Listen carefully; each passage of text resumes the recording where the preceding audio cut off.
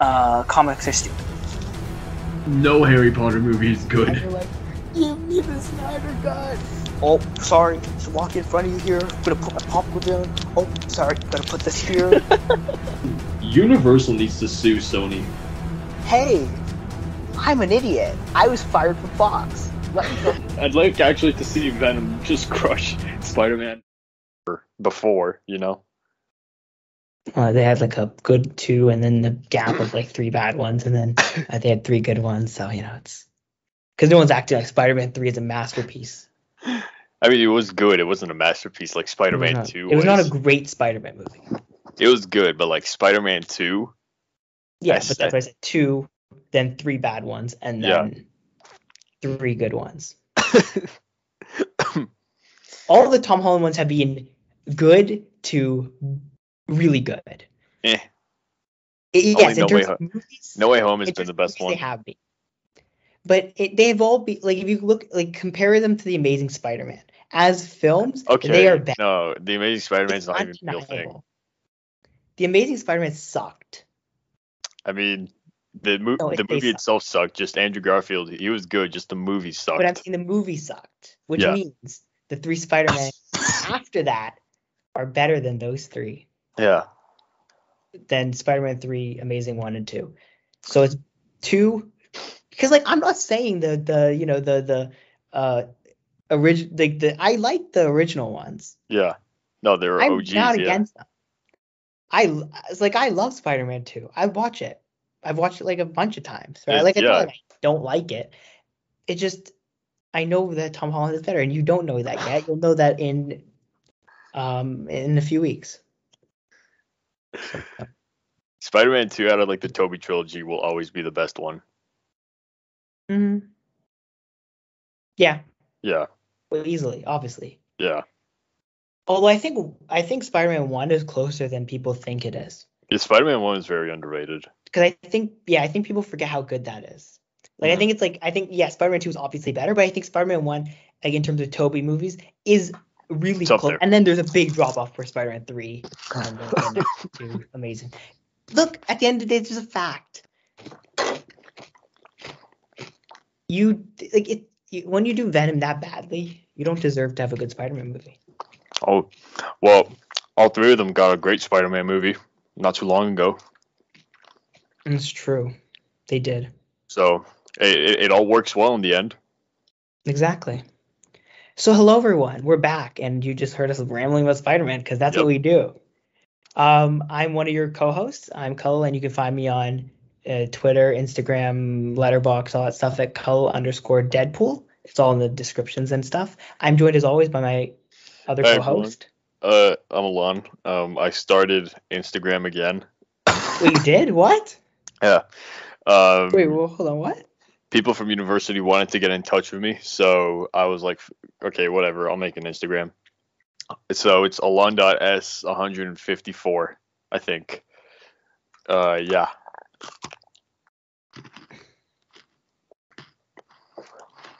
Just gonna ignore the fact that you didn't tell me that.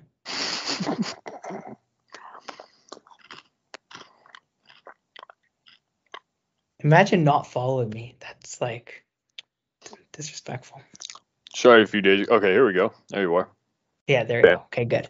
And everyone else can also follow you now. And follow our Twitter and Instagram at CollingBoys_. Yeah, that's also a thing. Exactly. And if you're listening on the podcast app, we have a YouTube channel too. Mm-hmm. Which actually I'm gonna start uploading now for real. Like the uploads are coming back, is what I'm trying to say. There was a little bit of a hiatus, but now they're coming back for real. I've got a bunch of things to do. We've been new things really too. Busy. We've been really busy with university, so we're trying. But the uploads are coming back. I'm excited because there's a lot of things I want to do. I'm gonna probably do like a big, like a long upload of like a bunch of recording videos and then just schedule them out over the week. Today. Sounds after good. we finish this. But let's get into this. So we're gonna talk about the Batman. Obviously, it's a little bit late, but you know, whatever. You'll listen to us anyways because you love hearing our opinions. I hope.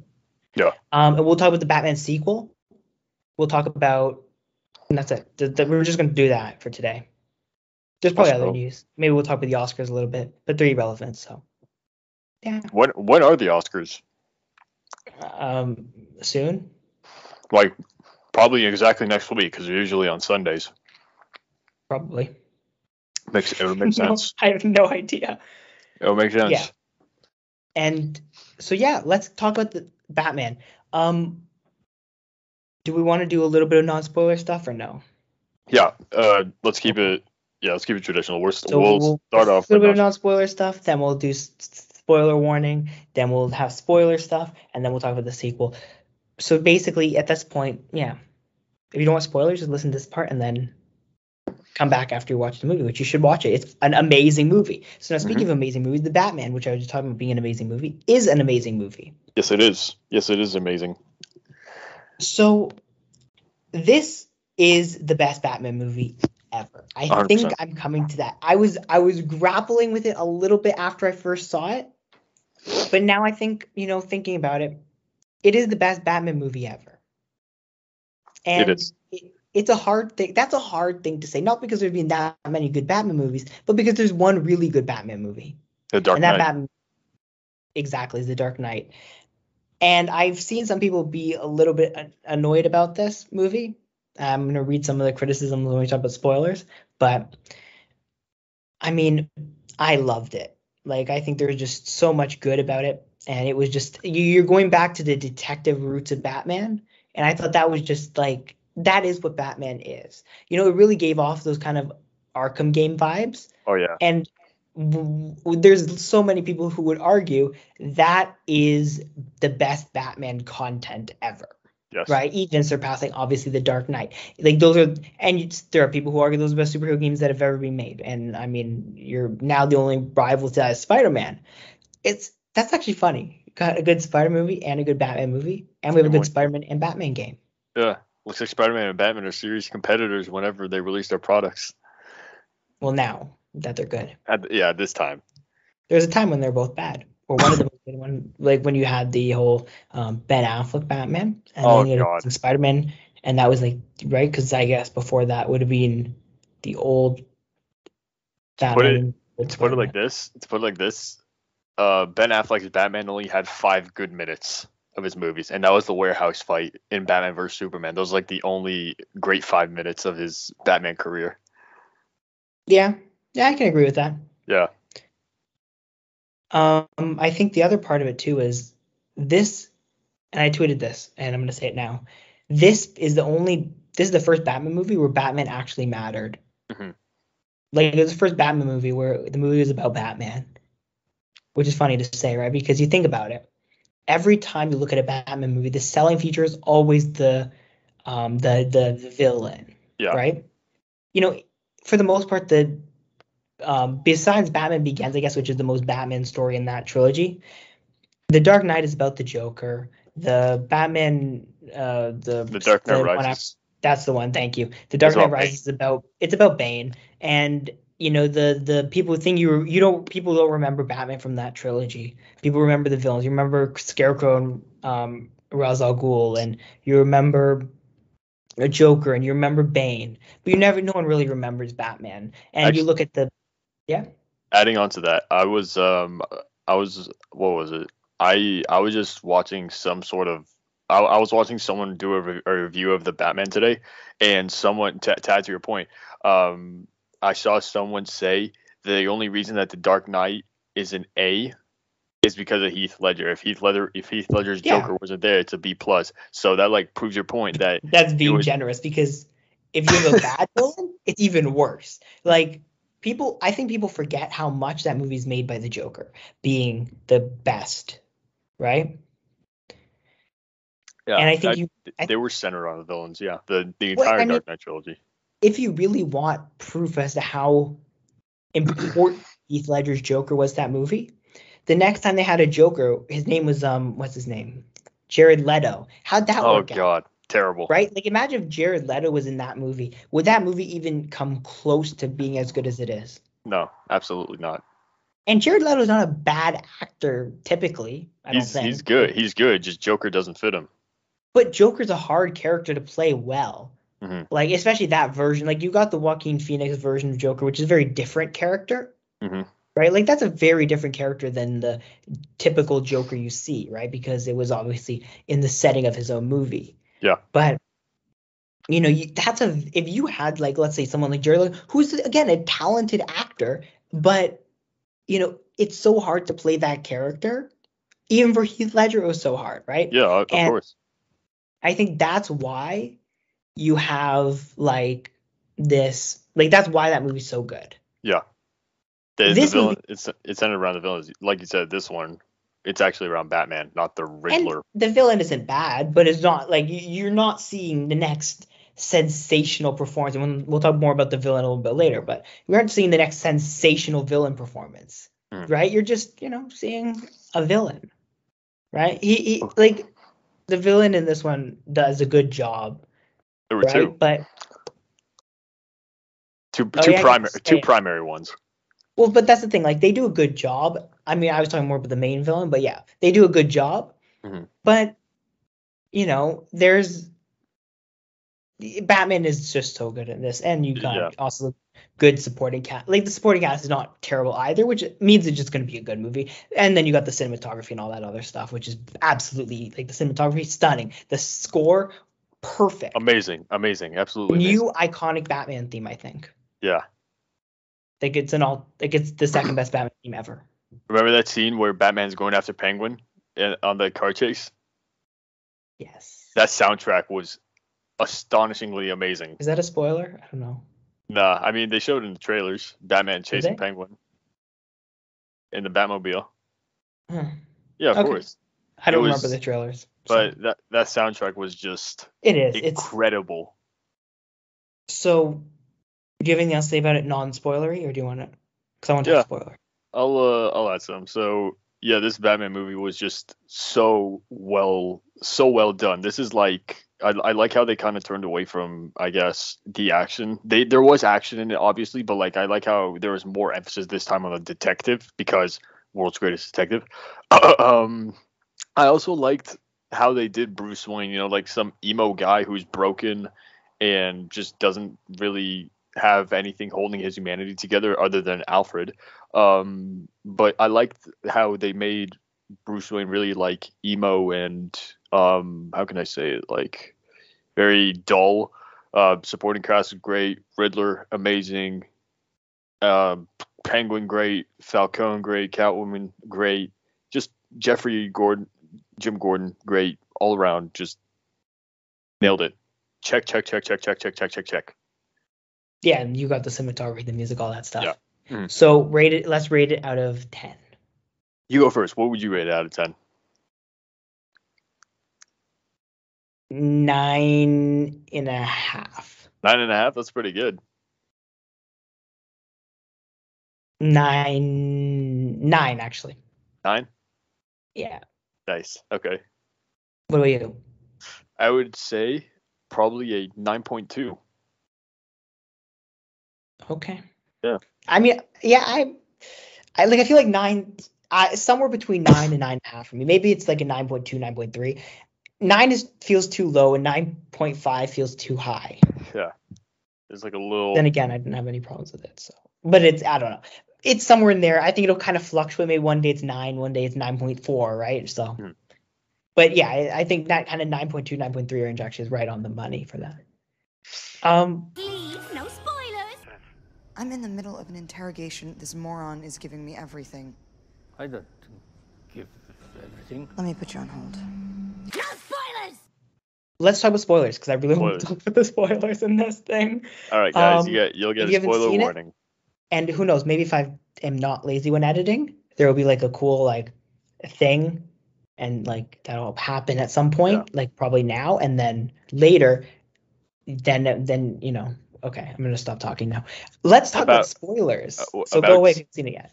About seeing it, watch this movie in IMAX. The three of us saw it in IMAX, and it was an absolutely incredible experience. Yes, it was amazing. Watch this in IMAX. It's worth it. But it works better with the big screen and the big sound. Yeah. But yeah, IMAX typically is pretty good, especially for movies like this, which is just so big in scale. Yeah. that when you see it in that big scale, it's good. Yeah. So let's talk about this. Let's talk about the beginning of this movie.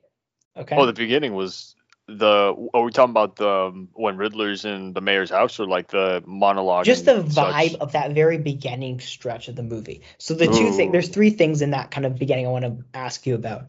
So the first one is, like you said, when the Riddler is kind of, introduced, and the second part is when Batman is introduced. And I think those two kind of points at the beginning are huge. And I'm going to tell you what I kind of thought of that, and you tell me what you think. But when Riddler is introduced, right, you get it's a very horror-esque vibe to the movie, right? The camera looks at it, you see him, then you don't see him, and then all of a sudden, he hits the thing with the carpet, hits the mayor with the carpet thing, right? And the mayor falls, and and the music is, again, perfect in that. But then the other part of that is when Batman's introduced, right? Mm-hmm. And you hear there's the dialogue by Batman, and you get all of these criminals who just see the bat signal, right? And then they get scared, right? And then, there's the criminals that don't get scared, and Batman is right there. He comes out, you hear the boots clanking, right? You hear it. It's just the clank, clank, clank, and then out comes Batman, and then he just demolishes them. So bad. It's so amazing how they did that. They actually make Batman seem like somebody you should be absolutely terrified of. And that's, I think, the goal. But what do you think of those two introductions overall? Both great introductions. Both absolutely great introductions. The Riddler one was absolutely terrifying. Like that part where the mayor is watching TV, and like he walks away from the frame, and the TV gets brighter, and you can see the Riddler like standing right behind him the entire time with the mask and his glass. Just so like terrifying. It was amazing. And then like the scream he does, and like how violent he got with attacking that mayor. Just such a it's such a great way to establish like, hey, this is the movie you're in for, okay? Like this is about to be insane. And also the introduction of Bruce Wayne, that was great. I actually liked his monologue. The cinematography, and that was great. He's like walking and throughout Gotham, and like all the lights and the people in Halloween masks, and that scene where we see him coming out the shadows, like about to go absolute bonkers on some dudes. Absolutely amazing. Like he is the shadows, and fear this guy. Like you don't want to be around him. Well, and I think that's the thing. And I think the other thing I want to kind of say as like a segue into that point, but then I do want to come back to that because there's something else I want to say. But we have to talk about later how the whole like character development from that to the end happens, because there's that. But going back to those introductions, I don't think there's ever been, in all the superhero movies I've watched, and I've watched a lot of superhero movies. It's kind of my thing, We both watched a lot of superhero movies. Yep. I don't think there's ever been a better villain hero introduction than that. That was a perfect, because of the way they set it up in the mood. Like typically you'll get a very good hero introduction sometimes, or you get a really good villain introduction. You don't get both typically like that. And it was amazing, I thought. And the other funny thing was when he hits the guys in the head, there's not a lot of blood, because it's just a lot of punching. Rating down. Yeah. So that was funny too, because you saw like typically you expect to see like blood, right? But you didn't get that because obviously ratings and audience. And this is about ratings. This is the most rated R PG-13 movie that has ever existed. And I do believe, and I think we can talk about this even, later on a bit more when we talk about the sequel, but I think this will be a blueprint now for even people in even like Marvel, right? I think you're going to get this with Moon Knight. You're going to get this probably with Blade, right? You'll probably get this with Morbius if that ever comes out, right? Where you have these movies which basically come to the point of pushing that envelope between going as close to that being R-rated, but without actually being R-rated, because if you're not R-rated, it opens everything up for audience, right? And viewing, because obviously that matters when you're trying to make $1 billion movie.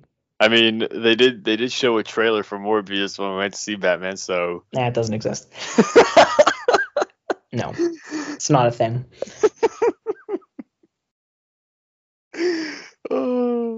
Oh god. But The yeah, canceled New Gods movie is more likely to come out than Morbius. New Gods. What's New Gods? I've never heard It's of that. canceled. It's not coming out, but it's more likely to come out than Morbius. I refuse to believe that thing's coming out. So we'll do the same thing. You'll accept to believe that Morbius is a real movie when you watch all the way until the end of the post credit scene. Yeah. Yeah. If it ever comes out. It's been moved 5 times. It's not coming out. And if it does, maybe it'll. If it does, like, you remember when New Mutants came out? Like, remember that kept getting pushed, and then it just kind of disappeared when it came out. Yeah, it got to a point where like nobody was excited for that because of how many times it got delayed. I didn't watch it. You haven't seen New Mutants? Nope. Yeah. Not going to watch it ever. Let's see how much it made in the box office. $2. You You were the only one who watched it. Only because you went to watch it in theaters, I think, right? No. Here we go. Didn't you? I thought you did. Nah. Okay, so here. 67% of Google users like this film, and it made $49.1 million in the box office. That's nothing. Yeah, that's very little. Yeah. So basically, New Mutants didn't basically come out. Basically, doesn't exist. Yeah. Because I don't want it to exist. That's all good. Although that Doctor Strange stuff is going to get wild. We can talk about that later too. That movie's going to be crazy. But Batman, speaking of Batman, going back to Batman, that introduction stuff was awesome. And the other thing, what was the one thing they didn't show? And I think we talked a little bit about this before, but like the best part of the movie, I think, was the one thing they didn't show. What was that? The death of Bruce Wayne's parents.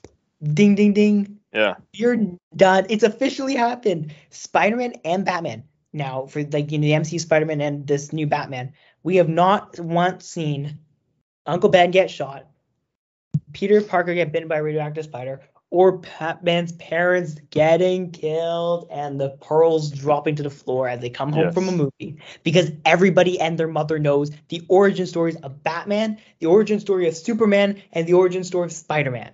Mm-hmm. They're the most iconic origin stories because we've seen them 500 times. Thank you for not forcing us to watch that garbage again. God. Because you know for a fact that Flash is going to have it. Yeah. We already know Bruce Wayne's parents died. We already know Uncle Ben is dead. We already know Superman's parents are dead and he fled Krypton. Like, although it's funny because when Homecoming came out, everyone got mad that they didn't show Uncle Ben die, saying how do we know he died? Who got mad? The stupid Spider-Man fans. Haters. Oh, haters, yeah. Not the fans. The fans were happy. But that was not one of your criticisms, so you just don't like Tom Holland. So. But yeah, like, we already understand these story arcs, so I guess it's in a manner where we can be like, okay, we already know what happened. You don't need to show this to us again, and like, yeah. Well, and like it's not like Batman's parents were not a part of it at all, right? They were used. Yeah. They were probably one of the biggest plot points. Mm-hmm. But it was about what they did when they were alive, not about their death. Yeah, that's the thing. Like, a little bit about their death when we find out, like, how they probably died.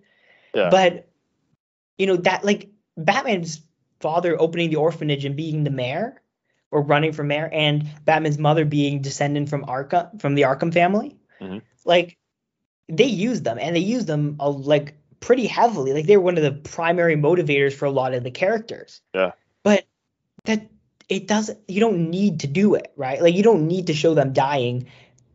You can just say, well, my parents died. Oh my God. Everyone in the audience already knows.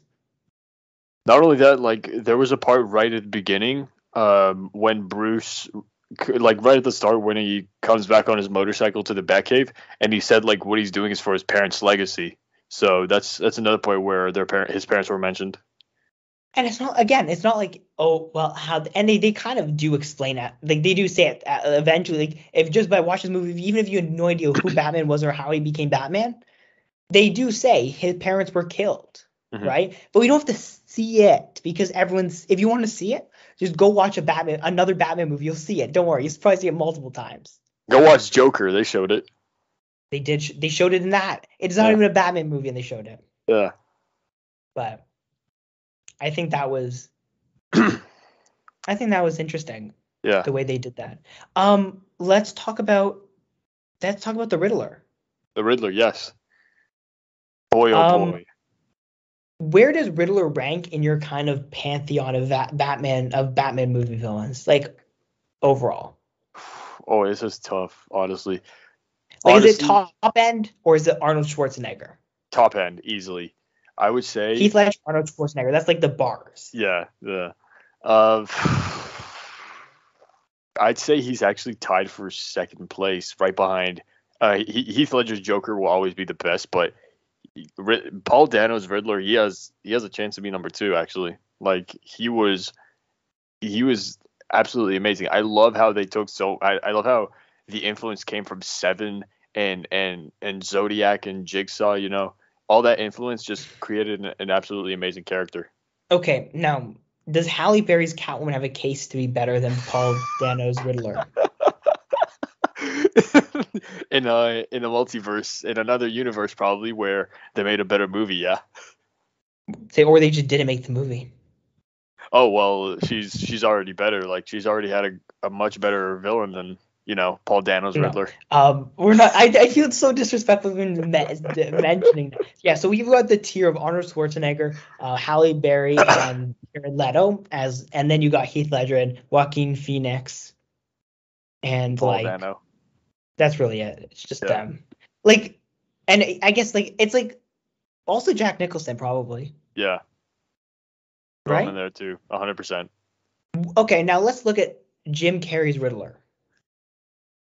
Oh, no, these two are completely different. I think Jim Carrey was so over the top, and a lot less sinister than Paul Dano's Riddler. But Paul Dano's Riddler is so much better.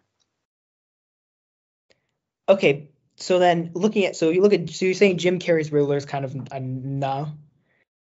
Yeah. What about you look at like Lex Luthor from like Batman vs Superman?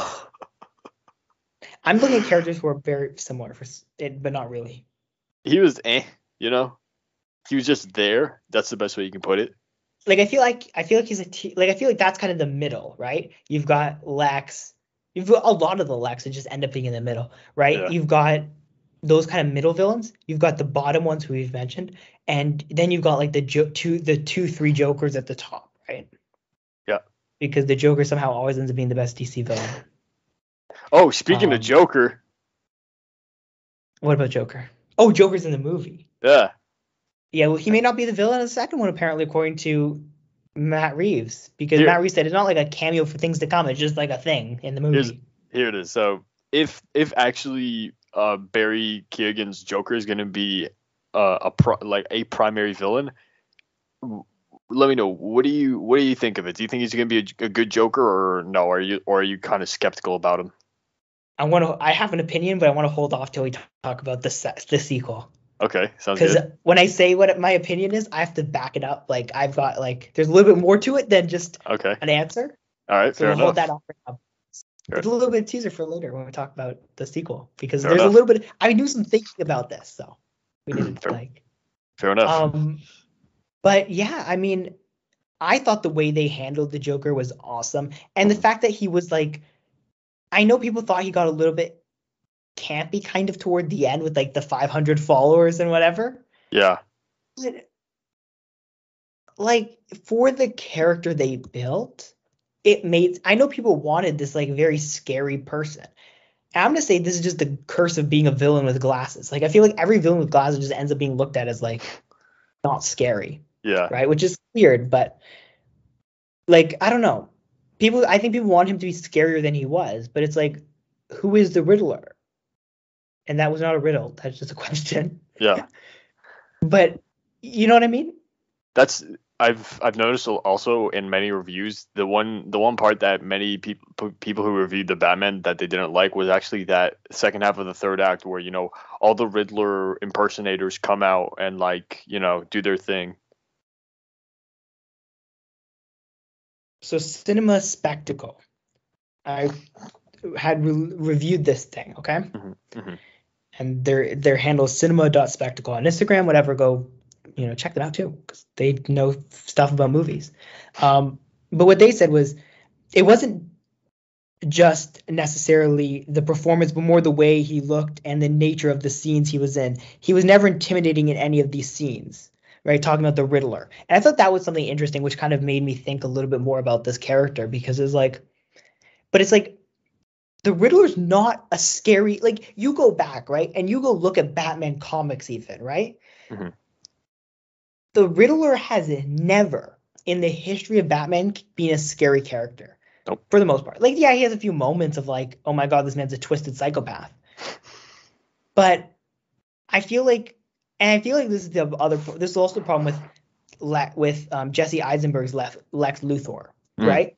They have this silliness problem, right? Where the character is built to be a little bit silly, crazy, right? You're kind of trying to take the vibes of the Joker, right? That's what they try to infuse in these characters. Yeah. But I think, if he comes back eventually as in, maybe a second or a third or even maybe a fourth movie, right? As a villain, I think you're going to see a very different character.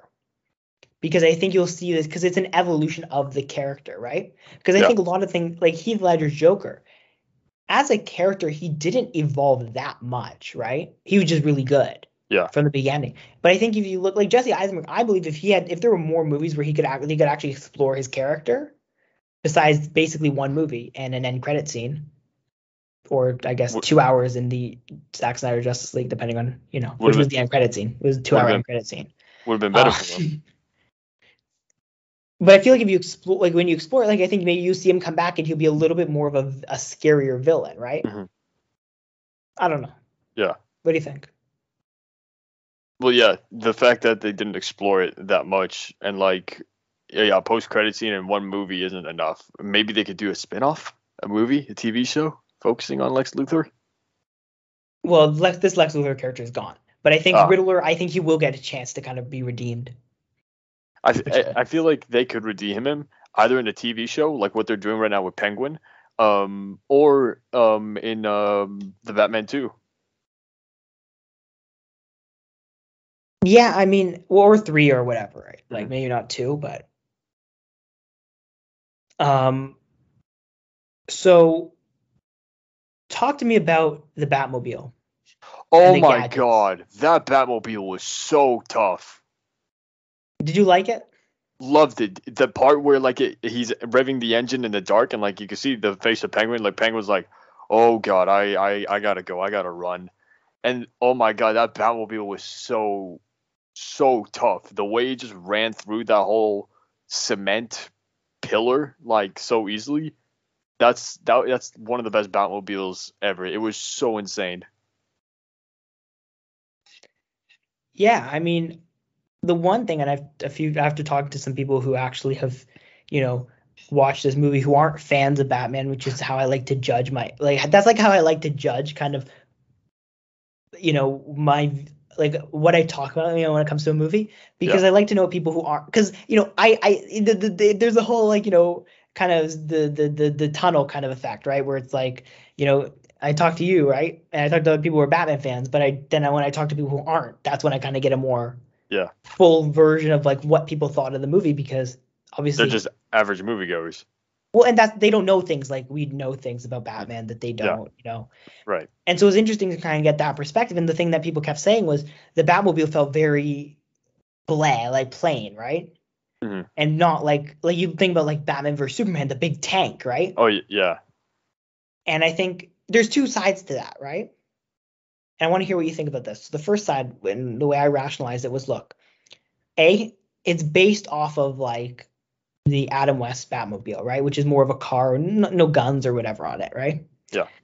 And B, it's kind of this is the first version, right? Because Batman's in his second year of being Batman, right? Yeah. There are a few things where it's obviously this is not the way, when you see him jump off the building, right? And he has to put on that flight suit. He was kind of hesitant. He had to put on the whole flight suit thing, right? He couldn't just jump with his cape. Yeah. And I think those are things you'll see changed because obviously he's only in his second year. He probably hasn't at this point fought that many super villains, let's say. So you'll see him eventually kind of, you'll see this evolution probably in the next movie. You'll probably see better gadgets, his motorcycle, his the Batmobile will probably be a little bit more upgraded. His suit will be a little bit more upgraded, right? Mhm. Like I think you'll get like you think you'll get that kind of do you think this makes sense as like a start point and then Of course. like Iron Man. Like Iron Man 1, his suit is like this big gray thing, right? Yeah. And then but then obviously it doesn't stay like that. It just gets better and slimmer and it has more features and and then he's snapping his fingers with it, so Exactly. It evolves. Not only that, but whenever Batman was fighting with absolutely anybody with his fists, he would always take so many hits because, like you said, it's his second year of being Batman. He's still learning the ropes. It's not like the Ben Affleck mature Batman who has gadgets and a huge muscle tank car thing. And this is just second also year a lot Batman. of padding on his suit. A lot of padding on his suit too. But yeah, like the fact that he's second year, it's just a start. He's gonna take a lot of hits. He's gonna have lower grade, I guess, gadgets than what we would expect. So it makes sense. And the other part of it, to be honest, and that was something I was thinking about, is in terms of the overall suit fit, I feel like they should go thinner Mhm. with the suit and less padding, right? And go even more kind of ninja True. and less like, Ben Affleck, right? Oh, yeah, Ben Affleck's suit made him look twice the size he was. Well, because of all but I think because I feel like if you're very much going in this ninja direction, which Batman obviously is a ninja, like we're not acting like that's not true. So go like I think they could even I feel like it was a little bit too even padded then, and so maybe that's an evolution of the suit. Is it's a little bit thinner and a little bit more like a ninja suit than like a padded like big thing on it, right? Yeah, like big hockey goalie pads or something. Yeah. Yeah. So I think that's something else that they could kind of look at because I think the boots even like I think the boots if they don't make the boots as loud because that also speaks to his character development obviously going from and I guess we can talk about his character development now but going from like where he goes from this very much someone who trying to spark fear to kind of over the course of the movie realizing that's not the best way to help people. It's to be like this symbol I guess of hope to the good people, but also still being a fear for the bad people, not fear for everybody. Yeah, that's what he's supposed to represent: fear for the bad guys, and he's supposed to be a symbol of hope for Gotham, which is what he's striving to be, as he's also learning how to be a better Batman in terms of physically, like the suit, the fighting, the gadgets, the Batmobile. So he's got a lot to learn, but I'm positive that in the end he's gonna be one tough guy who's just you don't want to see him, well, he already is somebody that you don't want to mess with, despite being so raw. And I mean I can't wait to kind of see what they do with because I think you saw this nice arc, so let's see it keep going. I guess for sure, because I think Pattinson's the best Batman individually, because can't believe Michael Keaton's going Batman again for like 5 movies. My God. DC needs to fix themselves. It seems like DC is better at making standalone movies rather than ones in the DCEU. 100%. 100%. Like this Batman movie, incredible. DCEU movies, they've been so inconsistent. Well, yeah, you'll get like Aquaman, which is sensational, but then you'll get Zack Snyder's Justice League, which is garbage. Absolutely terrible. They've only made one Batman movie, and it's absolutely amazing. And I'm like this, but this is the problem, right? And I think this is what it comes down to is the DCEU movies would be better if they had one consistent voice at the front and let the kind of directors kind of do their thing.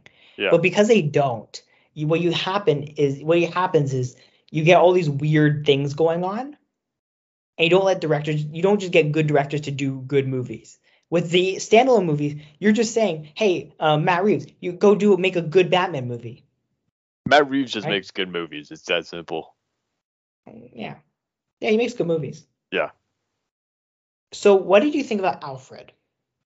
Alfred was good. I think Alfred's actually a very important character. He is the only dude that is holding Bruce's sanity and humanity together.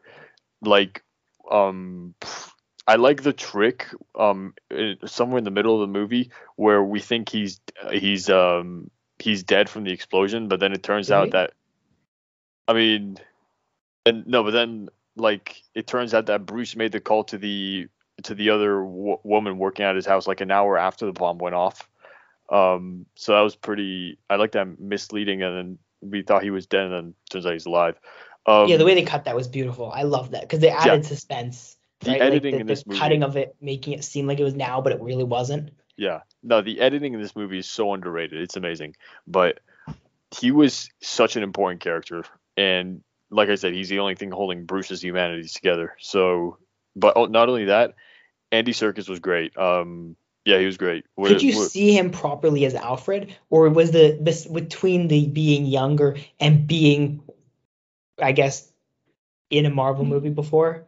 And, it felt strange. We're used to seeing Alfred as somebody older like Jeremy Irons or Michael Caine, but he slowly adapted to it. Hold on, just keep talking. I gotta get water. He slowly adapted to it as the movie went on. And most certainly he got better. Obviously, we're used to seeing Alfred as some older guy with, I guess you could say, gray hair. But not only that, I'm excited to see him. He's supposed to be like kicking butt soon. So Kane or no Kane. So he should be going crazy too. And he was, that's what I liked. Like I said, holding Bruce's sanity and the other factors, but as a movie went on, he's got better. That was interesting, right? Was he was useful and helpful with the detective work.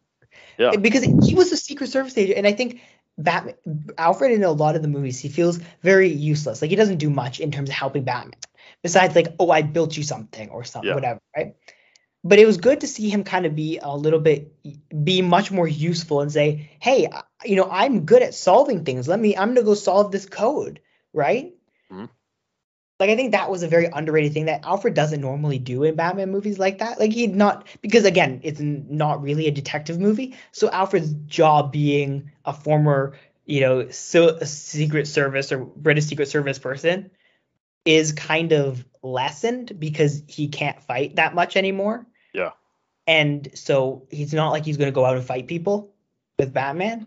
You know what I mean? So it's kind of like, it's good to see there's something like it also gives Alfred a role, which is nice. No, but you make a good point there for sure. What about Catwoman and her role and all that? She's the best Catwoman ever, right? Yeah, obviously. Like, I mean, Michelle Pfeiffer was there. Michelle Pfeiffer was good, but Zoe Kravitz, she could be up there too. Yeah, Zoe Kravitz was good. I like the twist where it turns out Carmine Falcone is apparently her father. I think that's a real thing too. Yeah, that might be. I don't know. I'm not 100% sure. The flirtiness with Batman, that was interesting to see, despite the fact that they like hardly know each other, I guess. Yeah, that's normal. Yeah. But yeah, overall Zoe Kravitz was great as Catwoman. What did you think of Zoe Kravitz as Catwoman? And Anne Hathaway, that's who the other one was. Anne Hathaway, right? Yeah, I forgot. Yeah, I mean, I thought Zoe Kravitz did a really good job. I think she was actually the most Catwoman, mm-hmm. in the sense that she wasn't, because I feel like, and I mean, it's been a long time since I've seen it, so I cannot say for sure that I'm like not lying, but the way they portrayed her in the Batman Returns movie, mm-hmm. she felt a little bit more like a bad guy. Yeah. And I think Catwoman, like, I think she was portrayed again perfectly here, and even her suit, like, you can tell it's a work in progress. Yeah. Like, I think you'll see a proper Catwoman suit later on, but ideally not a Halle Berry Catwoman suit, but a normal one. But I think you kind of got her being this like, yeah, I'm gonna steal and do whatever. I have my own set of like moral rules. I'm still gonna be nice to Batman, but I'm also kind of doing my own thing. But I'm not gonna actually work with the evil people unless they tell me to work with them. Like it's kind of this she's like this in between kind of. Sometimes you see her as this person. Sometimes she'll probably be on the other side of things, right? Yep. Sometimes she'll be stealing from the bad guys. Sometimes she'll be helping them kill you, right? Yeah. So I mean, I think who knows? Maybe she'll come back and next time she'll be a little bit more. She'll be working with the bad guys a little bit more. Yeah, right? probably. Because if Batman's not working in her interest, then maybe something it'll be different. She'll turn to the bad guys probably. Well, it depends on like what her goal is, right? Like if her own personal, and I think that was the other thing was she had a goal in this movie and that was it. That was her purpose, right? She never really deviated from that overall. Like everything she did around that was to get to that goal. Yeah. So I thought that was nice too. But yeah, I liked it. I liked their chemistry together. That was nice. I don't know did you see the thing she said about like how she method acted by drinking milk out of a bowl? Oh yeah. I read something about that. Didn't see it, but like yeah, there were pictures too. Supposedly she did something like that. Yeah, there were pictures of her drinking milk out of a bowl. Oh, it's just like a cat. Jeez. But I think the way she meant it was more in like a kind of a joke because everyone always asks like, about what people like do to method act because of everything after Heath Ledger, right? Everyone like, oh, how did you get prepared for this role? And I think she was kind of like she joked it off by saying, yeah, I just drank milk from a bowl like a cat. Oh my god. Because Jared Leto's method acting was like, I'm gonna be a creep and send dead rats to co-stars. Yeah. Which is not funny or cool or anything. But she was kind of like, I just drank milk out of a bowl. What do you want me to do? I wonder what become a cat. I wonder what his method acting is going to be for Morbius. I think he probably just secretly drank blood out of people. I'm sure if you look for some reports of kids just disappearing. Yeah. Good way to prepare for the role. Mm-hmm. Imagine you're not a vampire. But, yeah. If you see Jared Leto, run the other way. Run the other way, especially in a dark alley. You don't want to be next to that guy. Especially if he says, just ask, before you run away, ask him, what movies are you doing? If he says, oh yeah, I'm doing a vampire movie, just get out. Go, just run for your life. The Joker, or if he's saying I'm doing a movie about, about like I'm Barney in a Barney movie, then you're probably good. If Jared Leto does a Barney movie, kids will get nightmares. I want that now. Can we do that? Can we get that to happen? Live action Barney as Jared Leto as Barney? Hey, Warner Bros., let's do it. Wait, I got a question about Morbius. We know Michael Keaton's in it. He's playing Adrian Toomes, Vulture. So what's going on? Is he like, did he travel through the multiverse or like, what's up? No clue. No one knows what the hell's happening.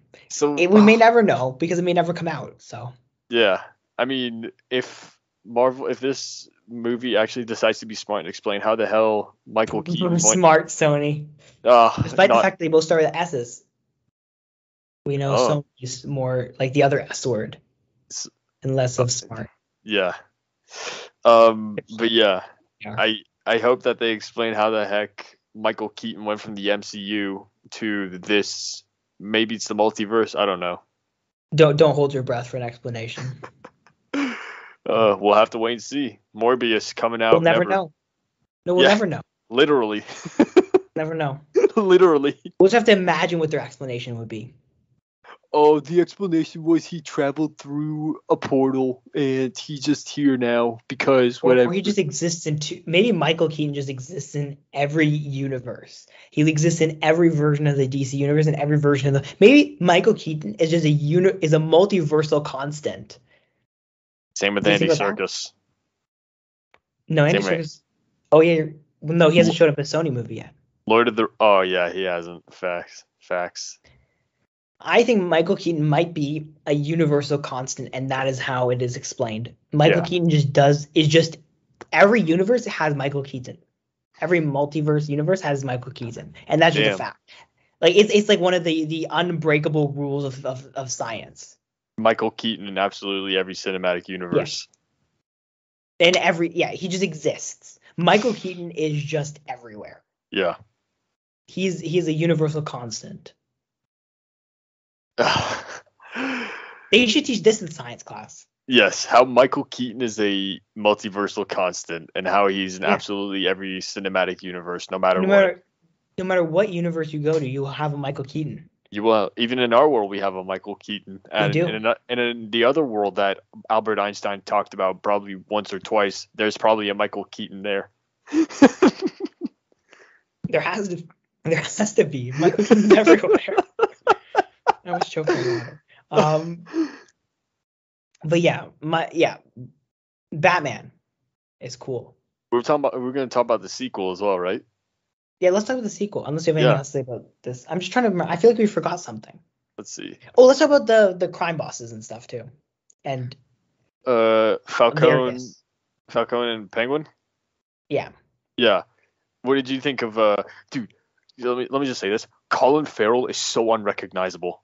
You would see that movie and you won't know that that's Colin Farrell. You'd have to look at like the end credits. Exactly, like Christian Bale and Vice. But like you'll have to wait until the end credits to see that was Colin Farrell? What? Like he's so. Or if you're like us and weird and you knew that from the beginning. No, but like for the average moviegoer, they'd be like, "What? That's Colin Farrell? No way." Well, at first I think they'd be like, "Wait, what? Who's Colin Farrell?" Oh yeah, no, they unfortunately they don't know who that is. Unfortunately, nobody knows that legend. Legend. He's a good actor. Can't even lie. You know, he's a good actor. I don't know if he's a legend. I think that would be a bit overselling. He's a quality actor. Yes, that's a good way to put him. Yeah. But what'd you think of Penguin?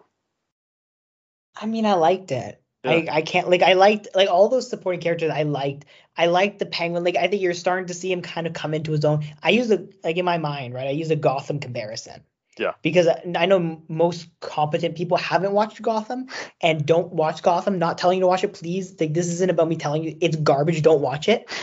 But I watched a few seasons at the beginning, whatever, and the Penguin in that movie and the way he's kind of like this secondary, this little character. Obviously, at that point, he's like literally a little character. But you've got this kind of like him kind of. Not the penguin right away. Also, they didn't do the Batman Return thing where he's like really creepy and like a fish for a while. But yeah. So I like that. Like, they're kind of letting him kind of be that second guy. Now that the crime bosses are gone, the major two crime bosses in Batman lore, you're gonna get Penguin kind of filling that, and somebody else who we'll talk about later, another group we'll talk about later. But you'll get Penguin kind of, I assume, come back and fill that role a little bit of being this kind of more evil. Now, I have to say, I would argue that the reason that this isn't a 10, right, and half that from a 9.5 to 10, all of that comes off because Penguin did not hold an umbrella once. Not hold an umbrella, didn't have a cigar. Yeah, that kind of instantly you lose half a point. Yeah. It wasn't the. And he didn't have a hat on Penguin. either, I don't think. He didn't have that top hat. Yeah, he wasn't the traditional Penguin. So Matt Reeves, you failed. This movie sucks. Actually, I'm gonna make it a 0 right now because I just kind of realized this. No, 0. Done. This movie's the worst Batman movie of all time. I'd rather watch Catwoman than watch this. So at least Catwoman had claws. Where was Penguin's hat and umbrella and cigar? Hell, you could have just let him ride in a giant duck. Is this so much to ask? I just want Penguin. Colin Farrell actually said in an interview that he asked Matt Reeves for a cigar, but Matt Reeves kept on telling him no. We have to end Matt Reeves' career. Matt Reeves doesn't deserve to make another Batman. I never want to see another Matt Reeves Batman movie. You make a movie of monkeys and then you can't give the Penguin a cigar? Oh, God. What? Oh. Now that I think about it, the Riddler never wore his hat either.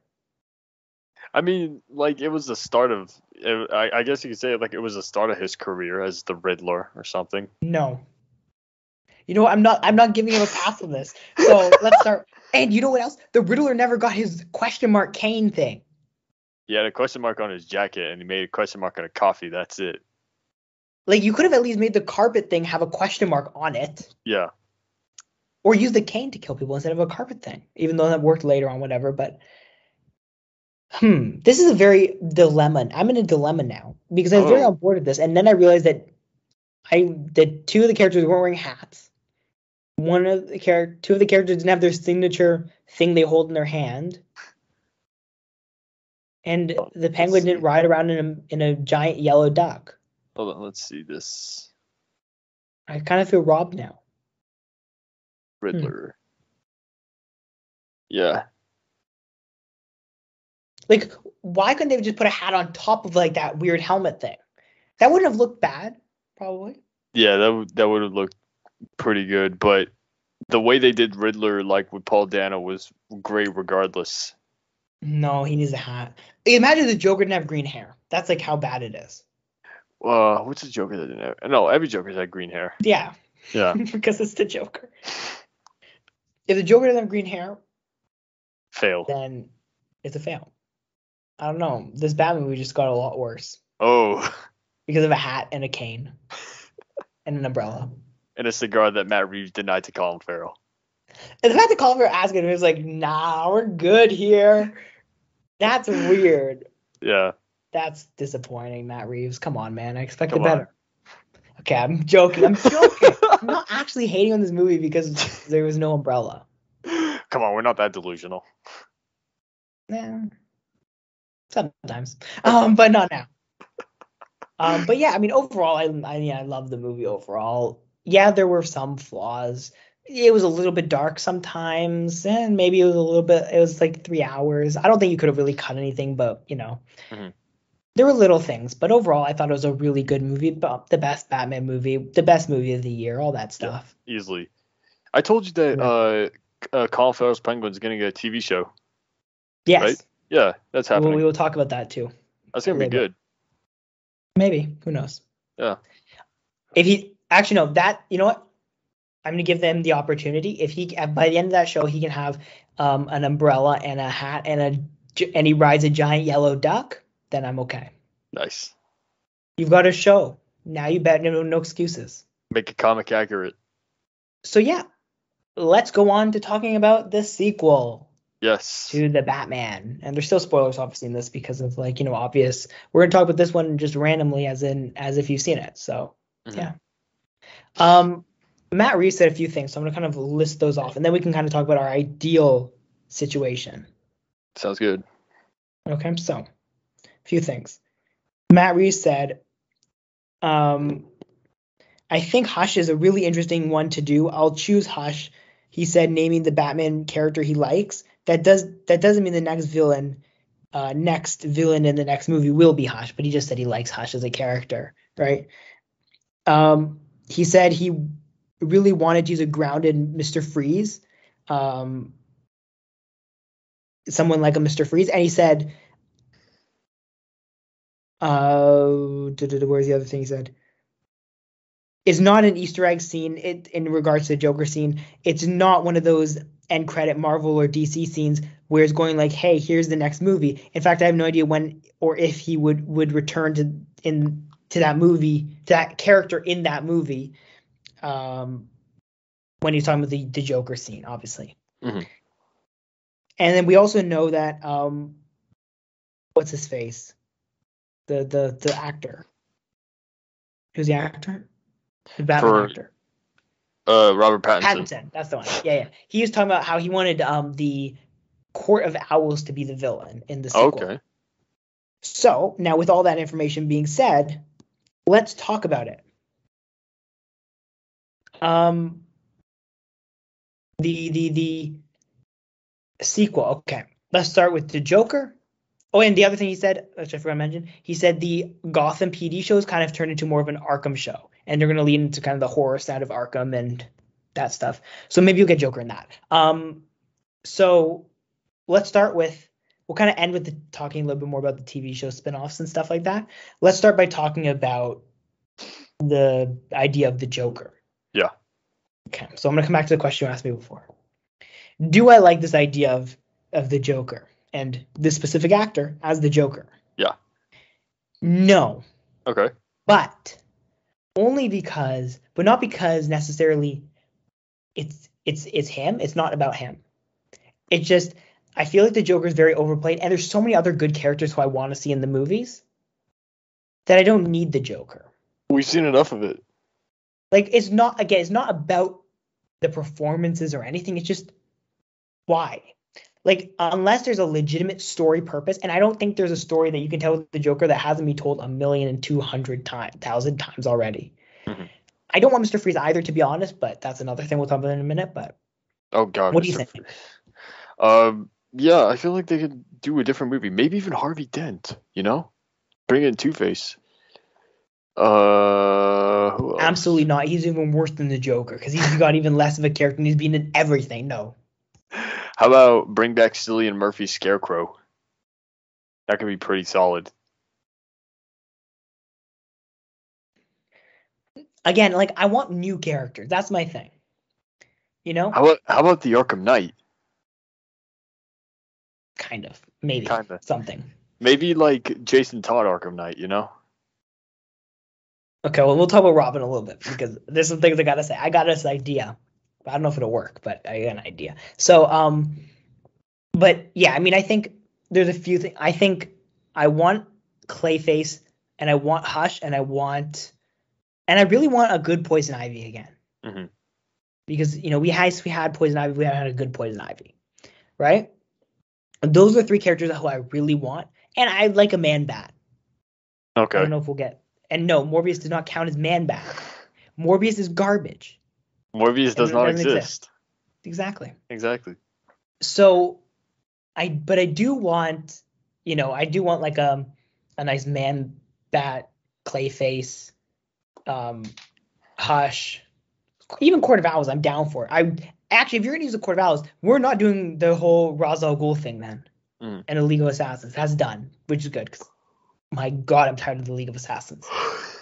I'm tired of Harvey Dent. I'm tired of all of these things. Just don't keep doing the same thing over and over. I want new characters. Like Superman, if I ever see General Zod in a movie, I'm going to lose my mind. Give me Brainiac. Give me literally anything else. Other than General Zod. And Lex Luthor, that's the other one. Yeah. Well, I had a question.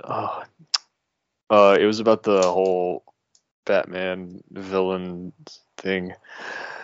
What was it? Well, we can talk about the Court of Owls. Court of Owls, Harvey Dent, Man-Bat, Clayface. Oh, okay, I remember. So Man-Bat, I'm assuming from my memory, Man-Bat's like a fantastical character, isn't it? He's a scientist who tries to like do something with bats and ends up becoming a man, like a bat, but with legs and wings. Like from Arkham Knight. He's like Morbius. Yeah, Arkham Knight. So, do you think that this Robert Pattinson Batman universe is going to stay grounded, or as time goes by, become more fantastical? It isn't like Man-Bat isn't that fantastical science, right? And it's a horror character, right? Yeah. Like you can, I believe at least that you like as much like you can have Man-Bat as a failed science experiment, kind of, where you can keep it grounded still. Yeah. I believe at least that's what I believe, right? Bring in Martian Manhunter. No, that's too far. Because like Man-Bat's still a human, right? Like you can have it being a failed science experiment type thing, right? Which results in, you know, this creation. I don't know if it would fit. Like the more I thought about it, the more I'm like, I don't know if that would fit. I don't even think Clayface would fit, to be honest, as much as I want Clayface. Yeah. So it's not like. Now, Batgirl, on the other hand, if they want, you know, that's a little bit less realistic, and you can, like, if you do want to stay grounded, then yeah, Hush makes sense. But then, and I guess Mr. Freeze makes sense. Mr. Freeze is a very weird one for me because I don't like Mr. Freeze as a character just in general because I feel like he's too sympathetic. Yeah. And it's like I don't want him to end up being like, oh, you're a good guy now. Not only that, Arnold, I'm sorry, but you kind of ruined the guy. Yeah, I mean. Mr. Freeze could be a very cool character. Cool. Cool. No, hilarious. That's like an Arnold Schwarzenegger joke. It's great. But yeah, I mean, I feel like there's just so many things you can do with Batman because all the Batman movies have just done the same thing. Hence why there's 500 Jokers. I mean, I don't know, like, if, for example, like, you know who the Riddler reminded me a little bit of in the beginning? Hush. Who? Hush. Like the way he would kill people, right? Like all the scenes he'd kill people, right? He'd come behind him and like, and it looked like Hush, and he'd wrap their faces up like Hush does, like. Okay, here's the idea. Okay, I'm gonna tell you this idea, and you tell me what you think. Okay. All right. The sequel. So the sequel will be the main character will be, I guess, the main villain will kind of be Hush, but it'll be it'll be like the Court of Owls. Okay, so Court of Owls, for people who don't know, is basically like a secret society of rich people who wear bat masks or owl masks, and then they like all meet and they're all like crazy people, and they've got like an assassin. They've got like their talons who are assassins. And so the way they start in the comics, I believe, off memory, is Batman was like, I'm gonna rebuild this city. I'm gonna use my money to rebuild this city, and they got all like scared that, and they have a lot of political influence, whatever. Mm-hmm. So what you do is you have them, and you can kind of start introduce them in the Penguin TV show, where you show the struggle between Penguin and kind of the Court of Owls trying to gain a lot of this political power, right? Yeah. Because you've got this big power void, right, with in the underworld with Penguin and with the typical crime boss is gone, right? Mm-hmm. So Penguin obviously will try to grab some of that, but so will the Court of Owls, and you can have it so that Hush is the leader of the Court of Owls, right, or something like that. I don't know what the actual situation with Hush is in the comics, but you do something like that, and he ends up being the big reveal of like the villain is Hush. Where you have the Court of Owls like a backdrop, and you can still do the whole Hush thing where he'll kill people, steal their faces, whatever. Yeah. He'll pretend to, and maybe they use him as a way to like stop Bruce Wayne, right? You try to get him to he'll kill some people, take their faces around Bruce Wayne, get close to Bruce Wayne, whatever. Maybe because kill it's kind of some like the people close to Chameleon, Bruce. Spider-Man, who we still don't get. Bring back Chameleon for the college trilogy. Mm-hmm. Yes. I mean, apparently Chameleon's going to be in the Kraven the Hunter movie, which isn't going to happen. That's not happening either. That doesn't. What's the Kraven the Hunter movie again? Huh? What's I don't that? know. What's that? Yeah, so I think that would be a good idea for the sequel. It's nice, something still grounded. Court of Owls is a very grounded thing. Mm-hmm. You've got to, you can talk about them with the power struggle with Penguin. Then you can come back and kind of make that a thing, right? And then the third one, you can do whatever. I don't know. I can't think that far ahead. What do you think? Yeah. Do you have any ideas? Yeah, Court Owls, Hush. Who else? Maybe a little bit more Penguin than we saw. Even though he's tied up. TV show. Oh yeah, that's true. Who else could it be that we haven't seen before? Possibly, maybe in the future, if they make a third one, maybe the Arkham Knight, because I feel like that's maybe a third movie when Batman's gonna be a good match for him. See, this is the thing though. I don't think you can do it in a movie. Yeah. And I also don't want them to use the Arkham Knight, and I don't want them to use Red Hood. What I want them to do is I want them to make a new character. So it can be a legitimate surprise, not like the Winter Soldier in Captain America, the Winter Soldier, where everyone knew Winter Soldier was Bucky Barnes. Mm-hmm.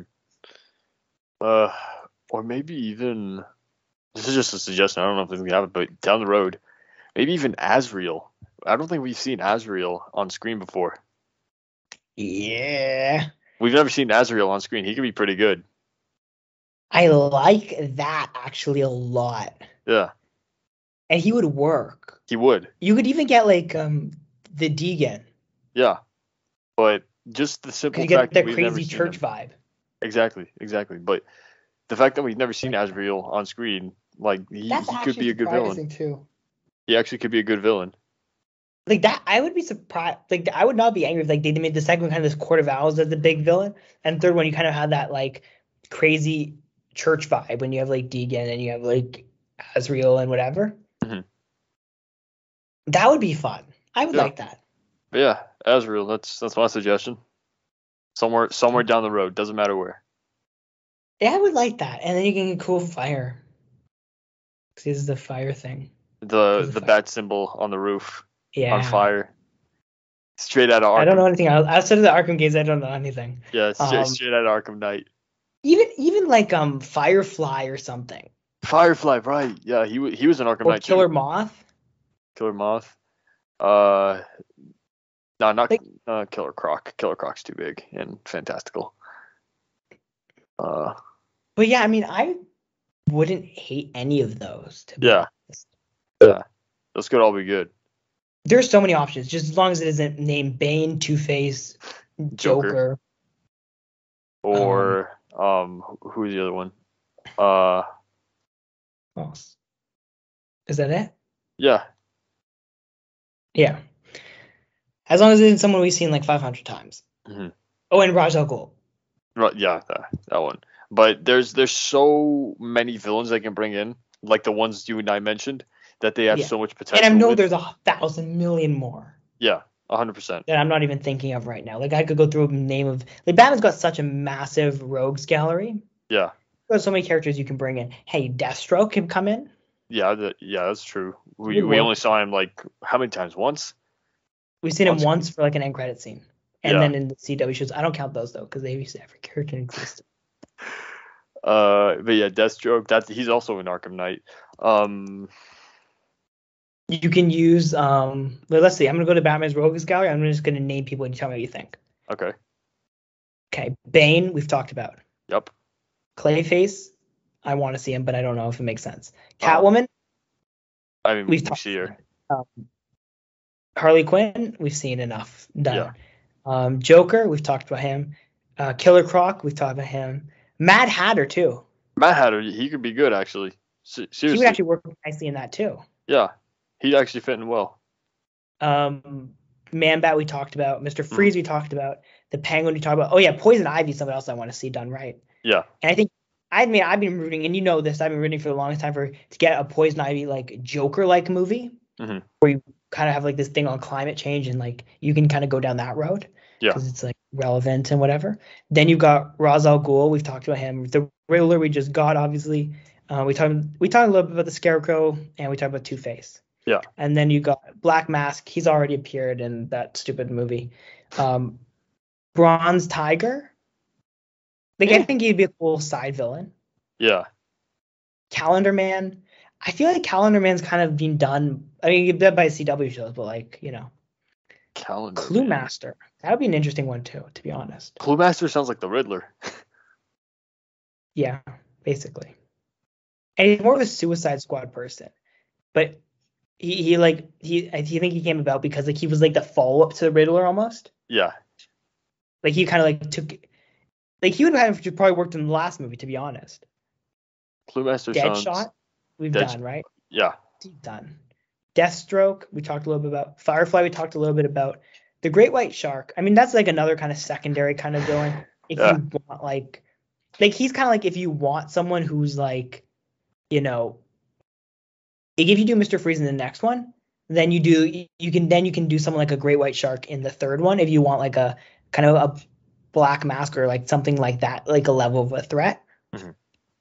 Hugo Strange, if you're gonna do like a full on jail and fighting through, because that, remember when that was like the idea for the movie? Yeah. We were talking about it. They had like, they wanted to do like a thing where he would literally just be fighting through Arkham, right? Ooh. Remember that was a whole thing, and then we were all like, well, that's me awesome, and then they ended up with this. Like, I'd like them to still go back to that, because you can do like a bunch of villains then. The Hush we talked about. Yep. James Gordon Jr. James Gordon Jr. Oh, James Gordon's son. Yeah. He was evil. He did the whole evil thing because he went like crazy. Mm-hmm. Killer Moth we talked about. Lady Shiva, we don't need it. Victor Zsasz, meh. Thomas Wayne Jr., meh. The Phantasm, again, like feels like a little. Professor Pig would be cool though. Oh my god, Professor Pig in Arkham Knight was psychotic, like textbook psycho. Like he would be a very cool secondary villain too. Yeah. He maybe if they take Professor Pig and model him based exactly on how he was in Arkham Knight, that would be so scary. That would be that's what Batman needs to be. It needs to be scary villains that like are twisted and sick in the brain. That's what Professor Pig is. And we agree if you do Hush, you have to do Prometheus probably, right? Yeah. Solomon Grundy feels too fantastic for this one. Yeah. We talked about Talia al Ghul. Talon is obviously, if you do the Court of Owls, you have to do Talon. And then the Ventriloquist and Scarface feels like a secondary villain as well. Yeah.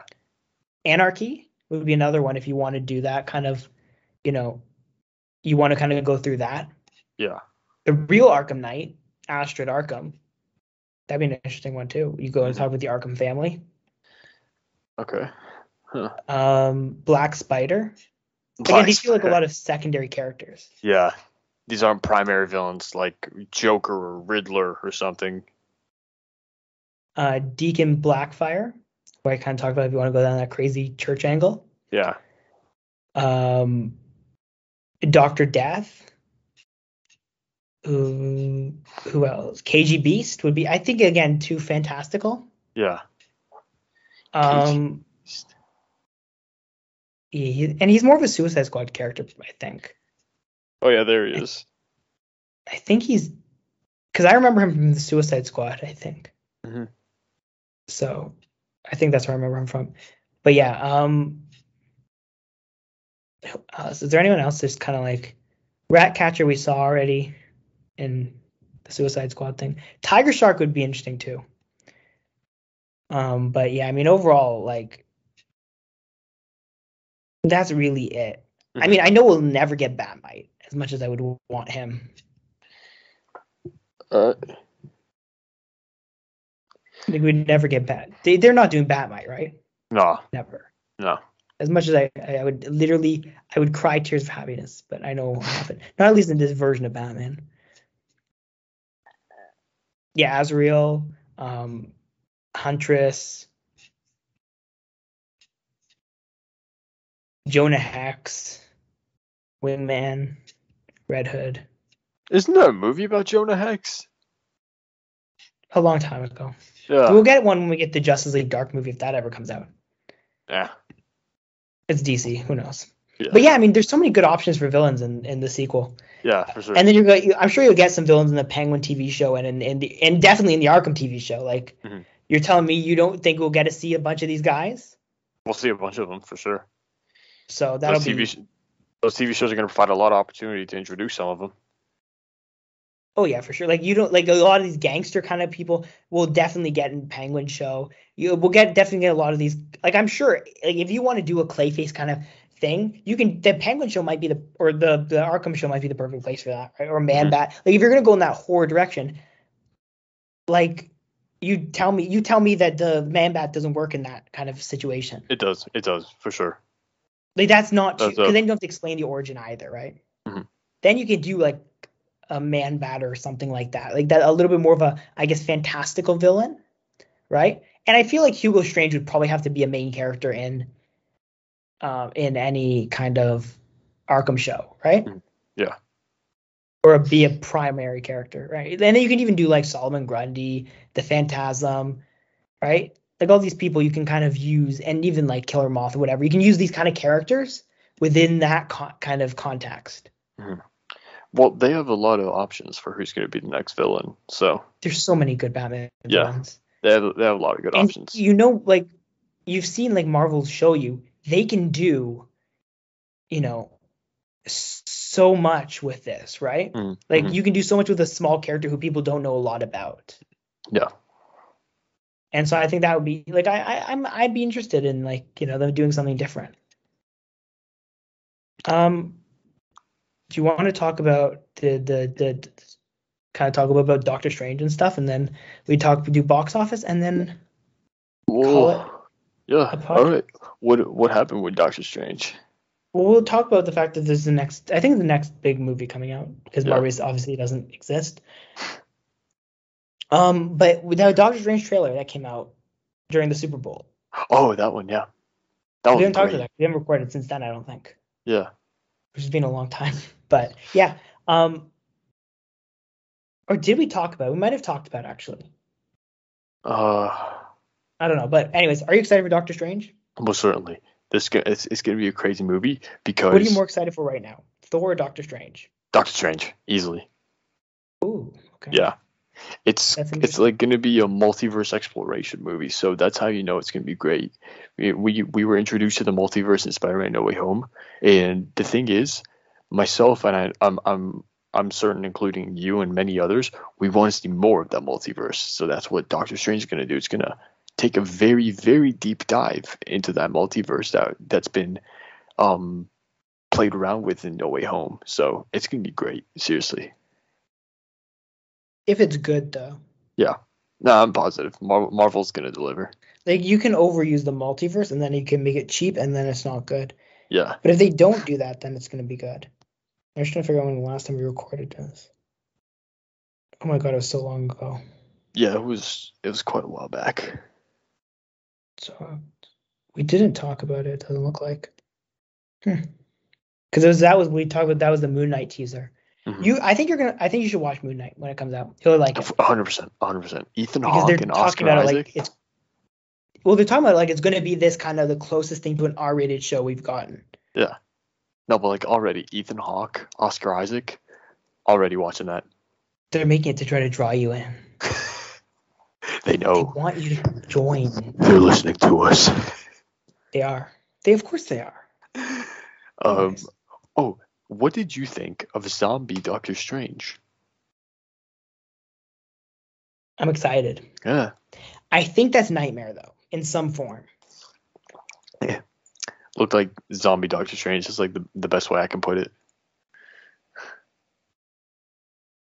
Yeah, I mean, I think that I feel like it's gonna just end up being like I feel like it won't be like, I don't know how to describe it. Like, I think it'd be like some version of Nightmare. I think Nightmare will, like, this is my theory. Like, Nightmare will end up kind of being Doctor Strange, or like some alternate version of Doctor Strange. Who's the main villain in this movie? Nightmare. I think it just end up being some alternate version of Doctor Strange. Mm-hmm. Like from the multiverse. That's what makes the most sense. We're going to see so many variations of different characters throughout this movie. And we'll get Professor Xavier. Professor X. Hopefully Tom Cruise is Iron Man. Hopefully I don't want them to, okay, but if they overdo it, it could get bad. Yeah. Maybe, hopefully. Like, you have to do it within reason. And then you just can't keep doing it. Kang will be fun to see again. I haven't seen him in a minute. Hopefully John Krasinski's Richard Reed. No, we just want that for real. Not as a multiverse thing. Yeah. But yeah. It'll be fun. Doctor Strange will be fun. I'm excited for Thor. We're gonna get a trailer soon for that too. Where is Thor coming out? When is Thor coming out? July. July. Oh, okay, that's pretty soon. Yeah, the trailer's supposed to be in the next week. Oh, okay. So by the end of next week, there'll probably be a trailer. It's this. I don't know what they're waiting for because they don't have anything coming out right now, but it'll be this next week. Pretty soon. Yeah, we'll get a trailer. Our first trailer. They've done the trailer. They're just waiting for it to release it. They're waiting for like the right time to release it. Yeah, they're waiting for whenever because you can't wait much longer than this because you have to build up the hype and all that stuff. But we'll get it soon. Let's talk about box office. Yes. All right. Let's do it. Batman made a ton of money. Obviously. Did you see the thing that Robert Pattinson said? What did he say? If Batman doesn't do well, I'll do porn. I saw that. No, that was like a few months ago. Yeah, but it kind of surfaced recently because people were like, don't watch Batman. Force him to do porn. Let's see. So we'll talk about the week from March 4th to March 6th. Rotten Tomatoes. Let's see. Where are you going to Rotten Tomatoes?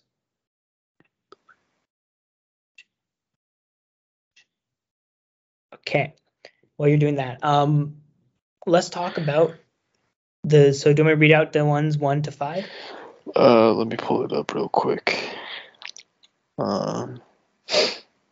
So for the first one was Batman, obviously, with 128 million. Mm-hmm. You had Uncharted with 11 million. Yep. You had Dog with 6 million. You had Spider-Man No Way Home with 4.4 million. Oh my god. It's getting there. It's almost at there. And then once it gets there, you're gonna say something nice. No. This is the thing about this movie. It came out in December 17th. It's March and it's still making millions of dollars. Yeah, and it's not stopping. Oh my God, Jesus, Mary, and Joseph. Well, because there aren't that many movies to watch. There's like 2 movies. Yeah. I might like if it gets close enough, I may just watch it 1,000 times in theaters. I need it to hit it. Death on the Nile made 2.7 million, which is a very disappointing performance in its 4th week. Because Spider-Man No Way Home made more money in its 12th week. Sing 2 made 1.5 million. Jackass Forever made 1.3 million, and I realized I went to 7. Oopsies. That's top 7. Yeah. Top 5 end with Death on the Nile, which I can't watch I don't like watching things with cannibals. And, That's kind of weird. well, the main character is a cannibal. What can I say? Like in real life, not in the movie.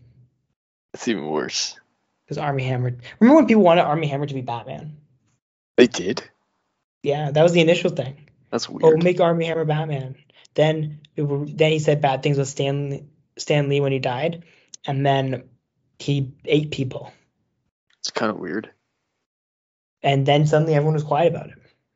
I don't know. Obviously. I never liked him. But All right. predictions for next week. Predictions, yes, sir. So the week of March 11th. Is that the next week? Is it 11th next week? Calendars. Where's my calendar? Next week is the week of the 11th to 13th. Wait, is there a holiday on the 14th? No. Okay, cool. So the 11th. So there's no wide releases next week. Okay. All right. You want to go? You can go first, buddy. Okay. So I'm gonna go with Batman at 1. That's a no-brainer. Yeah. The Batman 1. Number 2. Uncharted at 2. Uncharted 2. Spider-Man No Way Home 3. Spider-Man 4. Death on the Nile 4. Death on the Nile 4. 5. Dog. Sick. 3rd week, 40% drop, but it's also leaving theaters too at a very fast pace. Sing 2 is leaving, but it's and it's also a kids movie. Wait, what are yours going to be? Okay, you can do yours and I'll think about it. Okay. This is a very difficult decision here. 1, the Batman. 2, Obviously. Uncharted as well. 3, I'm going to go with Spider-Man. Uncharted said a 52% drop in week 3. 4, I'm going to go with Dog. And 5, I'm going to say Death on the Nile has a 39% drop compared to Dog has a Sing 40% drop, and Death on the Nile is in its 4th week, with Dog's in its 3rd week. Also, I think Dog is more prone to bigger drops quickly because its movie, I don't think at least its overall audience is that big. Mm-hmm. And the other part of it obviously is rewatchability. You're not rewatching Dog, you may rewatch Death on the Nile, which will change numbers. Also, that's actually the only arguments. All right. So it's relatively the same for you and me, but just Death on the Nile and Dog are different. Actually, no, I'm going to do it. Get rid of Death on the Nile, Sing 2 at 5. Sing 2 at 5? All right. Wait, no, actually, no. Death on the Nile is at 4 for me, right? Yeah. Okay, so I want Dog out, and I want Sing 2 in. Where do you want Sing 2 at 4 or 5? Sing 2 is 5, Death on the Nile 4, Spider-Man 3, Uncharted 2, Batman 1. Got it. All right, we got him. And then yours is that with the Dog and Death on the Nile there instead of Sing 2.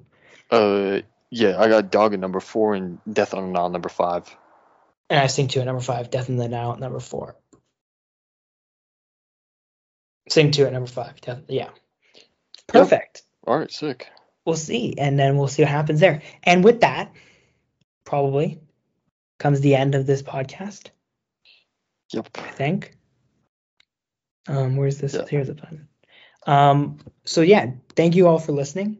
It ended Thank up being an hour and 28 minutes, and we just talked about Batman basically. It just goes to show That's how cool. absolutely amazing it was.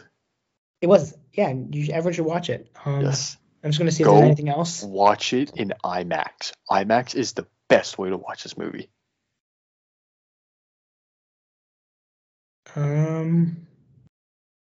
Carlo, myself, and someone else, we saw the movie in IMAX Thursday night. Incredible experience. Yes.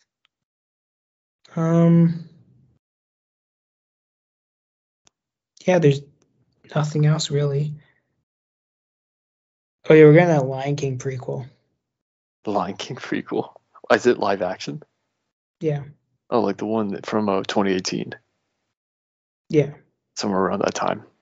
Oh yeah, DC League of Super Pets is looking good again. I'm on the train again of the hype. Oh yeah, there's a trailer for that. Yeah, I like it. Now they're kind of making me feel a little bit better. That first trailer was disgusting, but now it's looking better. Yeah. Well, that's all for this week. Next week, hopefully, maybe we'll be talking about a Thor trailer, and I will be making videos. I have a few ideas of things I'm going to do that are a little bit different. Yeah. That's what I'm going to do now. I'm going to go record a bunch of videos. But yeah, thank you all for listening. Follow us on YouTube, social media, all that stuff. It's all down there in the description. And we will talk to you later. Yes. See you. Goodbye.